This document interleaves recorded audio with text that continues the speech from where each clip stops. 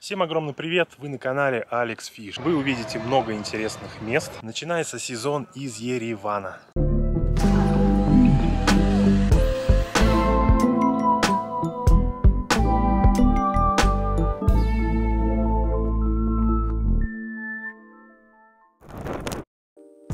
Ну и по традиции наше с вами путешествие начинается с международного аэропорта Самара, названного в честь Сергея Павловича Королева, великого советского ученого и выдающегося конструктора. Самарский аэропорт очень оживленный, и трафик пассажиров с каждым годом только увеличивается. Ну а мы с вами отправляемся в Москву, ведь там у нас происходила пересадка.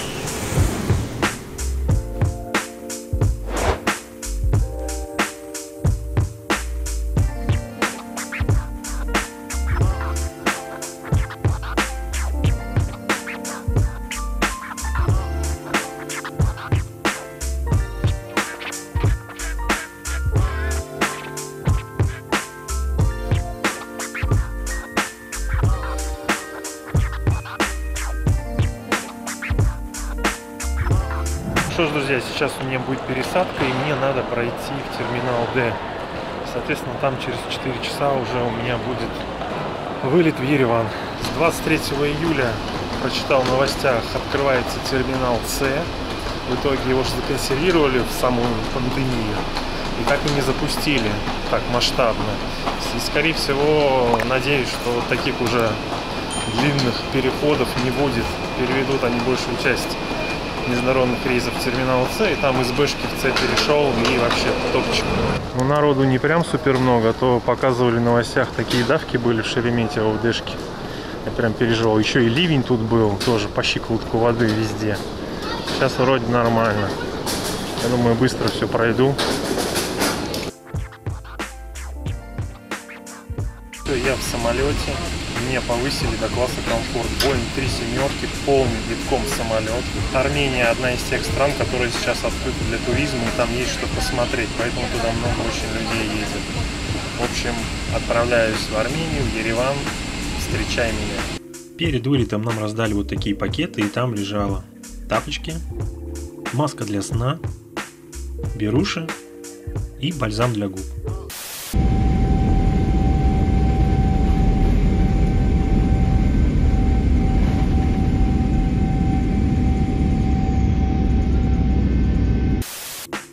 После взлета я начал смотреть фильм из медиатеки Аэрофлота, ну а чуть позже принесли бортовое питание.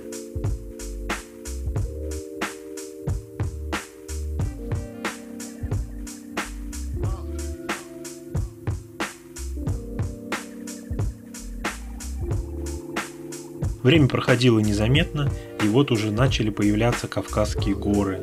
Ну и самая главная его звезда — Эльбрус.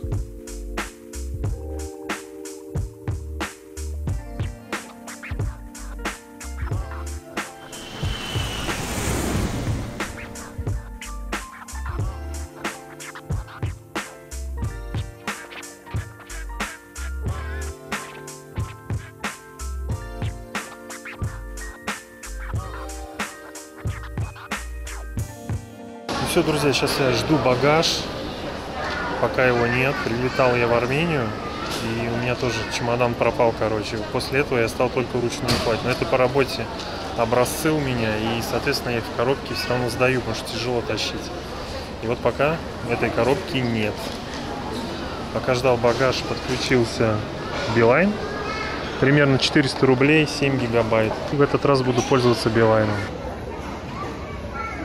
Сейчас, друзья, сниму денежку. Тут сразу выходите, когда из зоны досмотра всех, налево, и сразу несколько банкоматов. Сейчас здесь как раз и снимаю. Снимаю в банкомате ВТБ, карта Тинькофф. русский язык здесь есть, так что все нормально. Ну все, денежку сняли. Сейчас вызываю Яндекс.Такси и еду в свою квартиру, которую буду снимать. В Армении есть Яндекс.Такси, поэтому до места проживания я поехал именно на нем. Стоимость составила $4.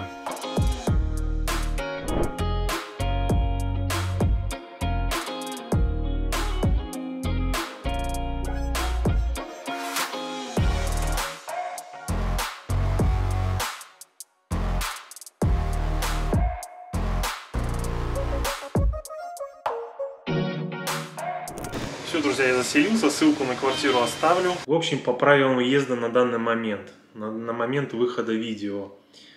Въезд в Армению возможен при 3 вариантах. Первое – отрицательный тест ПЦР, сделанный не позднее, чем 72 часа с даты забора. Второе – это прививка, любая прививка, полный курс. И главное, чтобы после второй дозы прививки прошло 14 дней и более. И третий вариант – вы просто приезжаете в Армению, сдаете тест, здесь прям, дожидаетесь результата на самоизоляции. Но, как правило, это проходит сутки.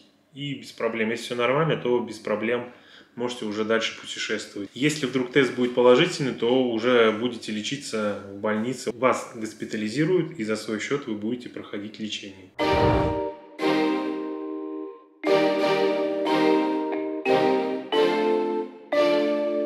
Что ж, друзья, я поспал, и теперь хочу немножко прогуляться. Рядом с моей квартирой есть Кольцевой бульвар. Как раз по нему я и хочу прогуляться. По всему городу стоят вот такие фонтанчики, и местные жители здесь без проблем пьют. Значит, вода нормальная. Кольцевой бульвар был предусмотрен в генеральном плане развития города в 1924 году. В итоге проект осуществлен лишь частично. Парк охватывает центральную часть города. Длина бульвара составляет 2,5 километра, ну а ширина 120 метров. Здесь всегда многолюдно, и сразу же бросается в глаза большое количество красивейших фонтанов.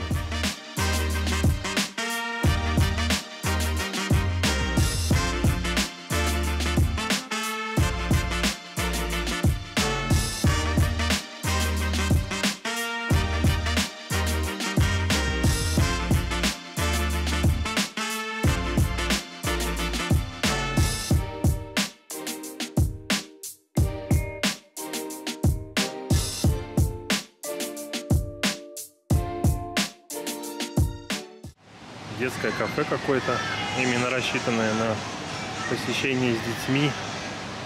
Много всяких игровых. Kids Club называется, Ереван. Там очень много всего. Тут, наверное, детей можно потерять. Просто сразу и бесповоротно. И отдыхать спокойно.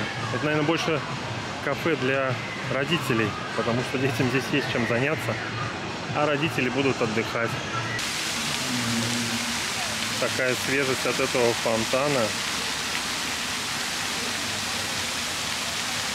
Очень много фонтанов.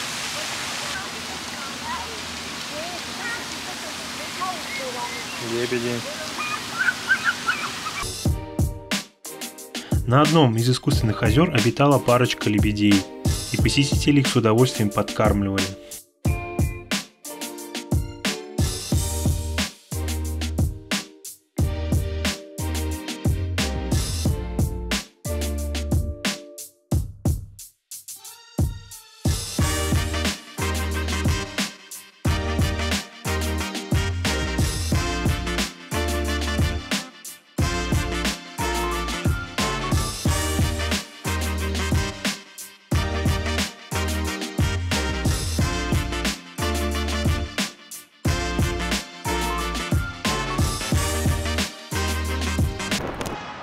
Вот такие места здесь, на бульваре. Скорее всего, что-то будут строить.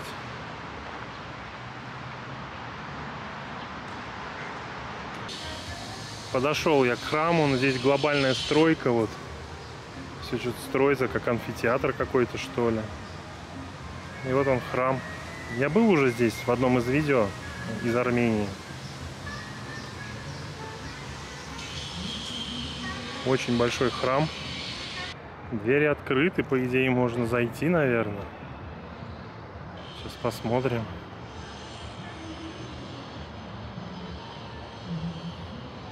Но он очень большой. Прям очень-очень. Кафедральный собор Святого Григория Просветителя является самым большим армянским собором. После собора Самиба в Грузии является самым большим в Закавказье. Строительство этого собора началось относительно недавно, в 1997 году, а закончилось в 2001. Лично мне всегда импонировала простота убранства в храмах Грузии и Армении.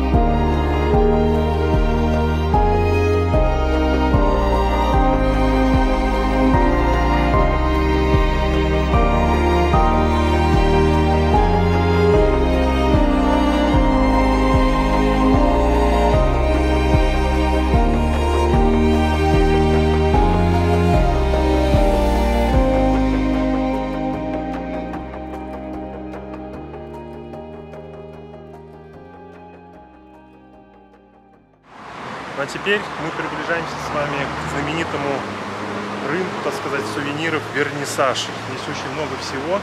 Правда, я уже вечером. Посмотрим, ну, есть. Кое-что можно показать. Так что погнали. Пришел я, конечно, уже поздновато, но я иду на площадь Республики. Хочу посмотреть поющие фонтаны хоть раз. Сколько раз был в Ереване, всегда вне сезон. Был я всегда весной. В марте был, в апреле был, в мае был. И сейчас вот хочу сходить. Ереванский вернисаж – это рынок-выставка на открытом воздухе. Он был создан в 1980-х годах армянскими художниками, которые начали демонстрировать свои работы на площади рядом с Союзом художников Армении. Ну а сейчас на этом рынке в основном представлена продукция различных видов традиционных произведений армянского искусства. Ковры, одежда ручной работы, сувениры, картины. Рановато, мне кажется, они собираются, потому что люди сейчас только выходить на улицу будут после жары. Лучше попозже бы вставали утром. Вот уже все прилавки пустые. Но еще есть кое-что открытое. Ну а теперь мы подходим, друзья, к площади Республики. Можно сказать, главному месту, куда стоит прийти. Потому что здесь очень красиво. И народу всегда много. Там толпы туристов. Ждем красный свет и переходим.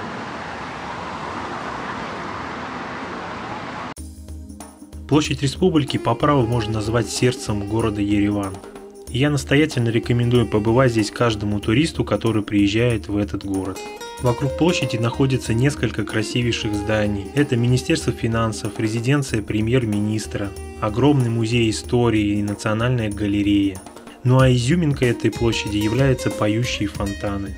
Стандартный график работы в летний период с 8 вечера до 22:00. Но по факту в этот день, когда я там был, фонтаны начали свое представление в 20:30. И все представления проходят в темное время суток, чтобы показать наиболее красочным представление.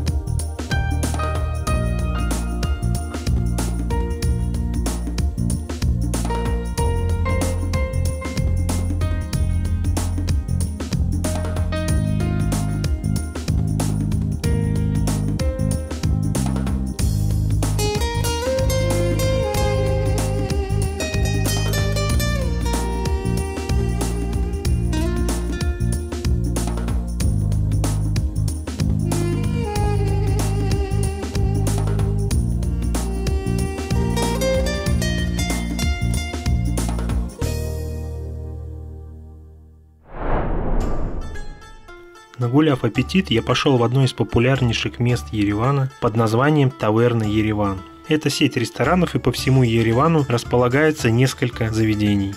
Меню здесь, как вы уже догадались, состоит из национальных армянских блюд и кавказской кухни. Из салатов я выбрал авилук с мацуном. Авилук в переводе с армянского – это щавель. Ну и, конечно, традиционную кавказскую закуску – рулетики из баклажанов. Очень необычный вкус салата. Даже не думал, что щавель так может выглядеть в салате. Баклажаны – это классика, друзья.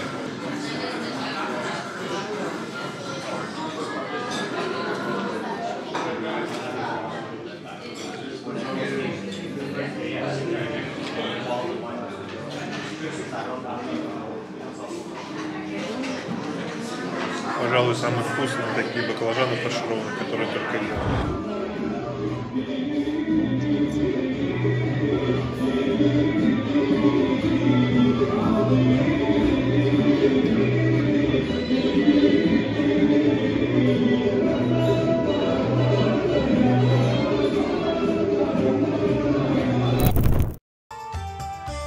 Горячее блюдо я заказал под названием хашлама из телятины. Очень нежное мясо. Все протушено, просто великолепно.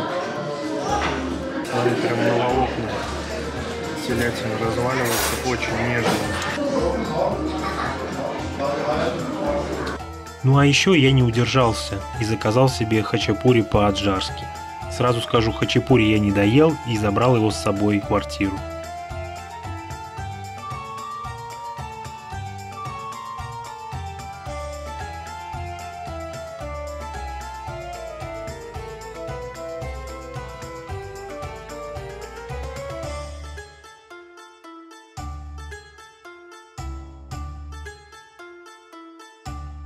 Блин, а какая теперь прогулка? Все, я не могу никуда идти. Кавказская кухня беспощадна, друзья.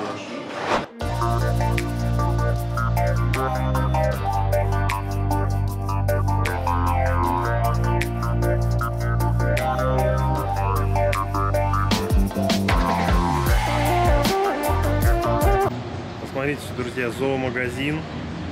И рядом с ним стоит миска с едой, с кормом и водичка для бездомных собак. Блин, если честно, в темное время суток Ереван только начинает оживать. Все горит, везде подсветки, люди выходят, потому что днем жара страшная. И вот так вот начинает кипеть жизнь в Ереване именно вечером, с наступлением темноты.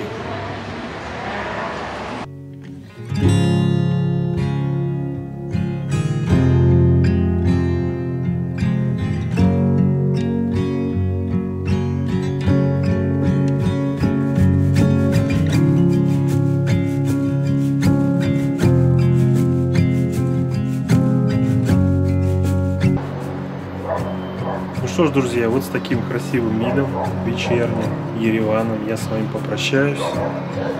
Это конец первого выпуска. Все, всем пока, до новых встреч, подписывайтесь на канал, увидимся в путешествиях.